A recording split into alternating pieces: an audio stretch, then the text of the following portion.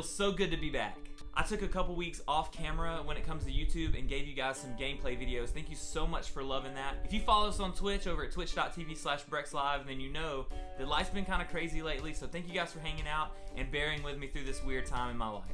But I'm back, and this week I don't want to really show you everything that I do to stream, but I want to show you the gear that I use to create content. And if you have any specific questions about any of this gear, make sure you leave a comment down below and I'll answer all of them as best that I can. One of my biggest goals this year is to get partnered on Twitch and use that as a platform to help as many content creators as I possibly can.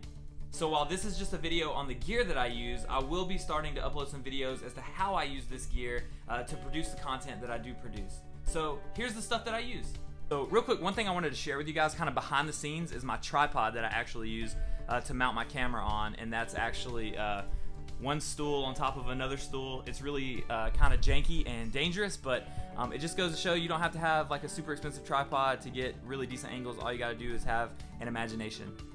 So mainly for my YouTube videos, I just use this equipment right here. I use my iPhone XS Max, which shoots 1080p, 60 frames a second as my camera until I can afford a bigger, better camera. I use the Rode Video Mic Me L, which means it plugs into a lightning port as my microphone that records all my audio for my YouTube videos. And I'm currently rocking the MacBook that you saw the unboxing for a few weeks ago with iMovie. I'm looking to upgrade to a better software in the future, but for right now, iMovie does almost everything that I want it to do.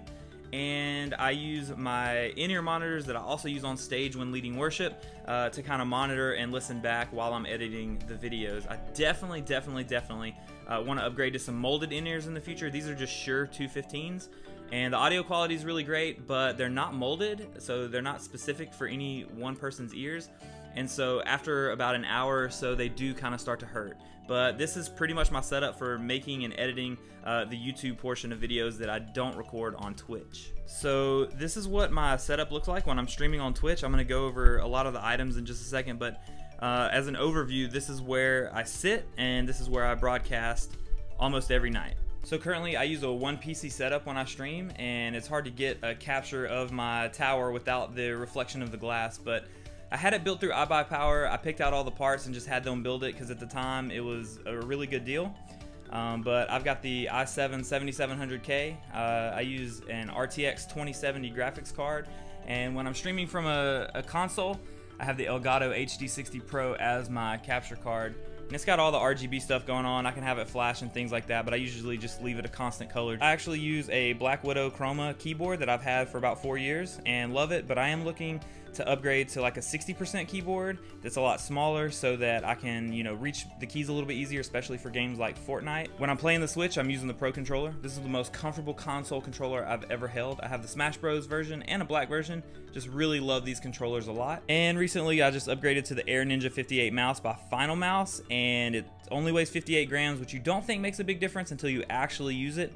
It's super comfortable, and I definitely feel like my aim's improved over the last 2 weeks since I've been using it. So my microphone that I use on stream is the AKG P220 microphone. It came with the shock mount, which I think is a really nice feature. It's not that expensive of a mic, but it does record vocals really well. I am looking to upgrade to a Shure SM7B at some point in the future. My headset, when I'm not wearing my Shure in-ears that you see me wearing on stream, will be the SteelSeries Siberia 650. They don't make these anymore, but the sound quality out of these is really solid. The newest addition to my whole setup is the Go XLR by TC Helicon. They make a lot of vocal stuff for guitar players as well, but this is made specifically for streamers. It has 4 different faders that you can assign anything to adjust levels on the fly. It has vocal effects built into it that you can tweak to your liking. It has a sample pad that you can record and pre-record samples into to fire them at any time during your broadcast. And in the bottom right, it has the bleep button. Even though we keep it family friendly on my stream, I still like to use the bleep button for certain comedic relief at times. If you're looking to stream or broadcast or podcast, I highly recommend this piece of gear for all of your audio.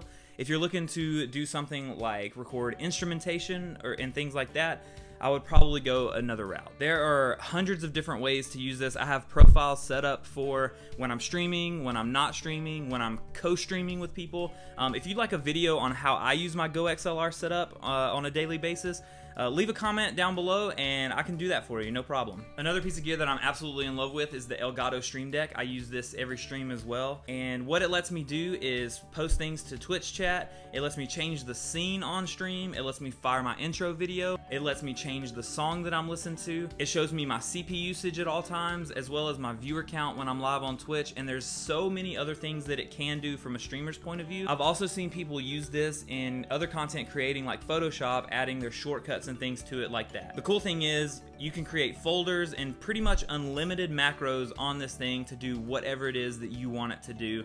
Highly recommend it. I have taken some of the functionality off of my Stream Deck and moved it over to the Go XLR from an audio perspective, which has actually opened up the Stream Deck for my main menu to do a whole lot more for my stream. There's not much to say. I use a Logitech C920 like 99% of other streamers out there. It's a good solid camera. I will say it does need good lighting, which is one of the next purchases that I'll be making for the stream. Better lighting so that you guys can see my beautiful face so much better through this C920. Okay, so real quick, I wanted to jump to my streaming PC and show you guys just a couple different things. The first thing is, if you've never been to one of my streams, this is kind of what it looks like. Right now I'm set up in the office. Pretty soon I'll be moving everything to a different room that will be set up just for streaming, but for right now this is what it looks like with my gameplay on the right screen. And typically I actually have this scene pulled up so that you can see more of the gameplay and I can interact with you in the chat. It's a really good time, so if you haven't yet, twitch.tv/brexlive, Sunday nights at 9 p.m, Monday through Thursday nights at 8 p.m. And back to the large camera screen that I have, you'll notice the big 307. That's how many subs I currently have on my channel over at Twitch, which is insane. Don't forget that if you have Twitch Prime, which is an Amazon Prime account linked to your Twitch account, you can actually sub to one streamer a month for free. They still get the revenue from it, doesn't cost you a dime. Hey, why not spend that on Brex? You know what I'm saying? But everything that I do online on Twitch is possible thanks to a company called Streamlabs, and mainly their program, Streamlabs OBS. They took open broadcast software and incorporated a lot of their features into it, and everything that I do goes right from this software. Makes life so much easier. If you're looking to get into streaming, Streamlabs OBS is the way to do it. I hope you guys enjoyed the video of all the gear that I'm currently using to create content here on YouTube and over on Twitch. Don't forget, if you have any questions, leave them in the comment section below, and if you haven't already, click subscribe, ring the bell, get notified when I post videos, which is every Friday at 3 p.m. Until then, you can catch me live Sunday nights at 9, Monday through Thursday nights at 8 over at twitch.tv/brexlive, and until next time, peace.